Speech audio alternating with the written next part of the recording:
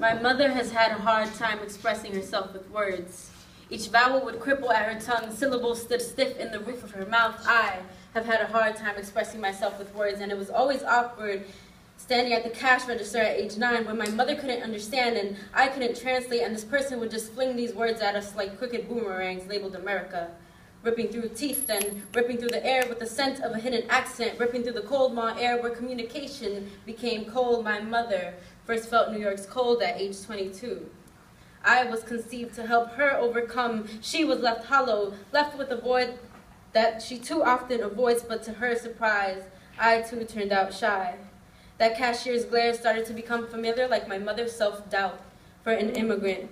All this felt alien, but our immigrant intelligence is not extraterrestrial. Oh, the irony. Ironic, like communication is key, but it comes with the cost and gets lost within borders, language barriers, building instead of breaking boundaries, and binding of English words whose roots are Latin, they're cemented. Remain concrete while the rest of us are left scraping through the gray grounds with our fingers. We, our culture, lost in translation. I get stuck in my mother's trek of red, white, blue, transparency. You are thinking of America, but those colors are Dominican, a trek that transcends between filler words of and I often struggle with my Spanish.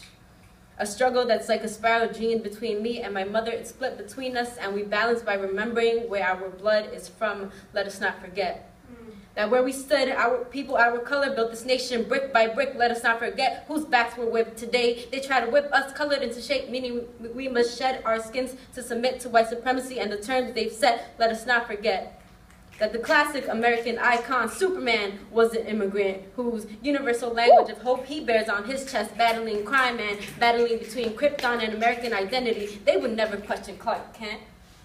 My mother is my hero. The same symbol of hope she bears on her chest. Her power is her ability to envision a future for her children. Her invincibility will not be strained by this land's disparity. She fought to find her balance. Now I stand with her at the cash register, except today I don't have to worry. I realize my mother has managed to survive without sacrificing her Dominican. I speak the Quisqueyano's quest. 10 Tainos use my body as a compass. My native tongue travels north with sacks of sacred gold, salami, and foot-long plátanos. I speak to you. Feel the African-Spanish collision in my breath as I exhale poetry.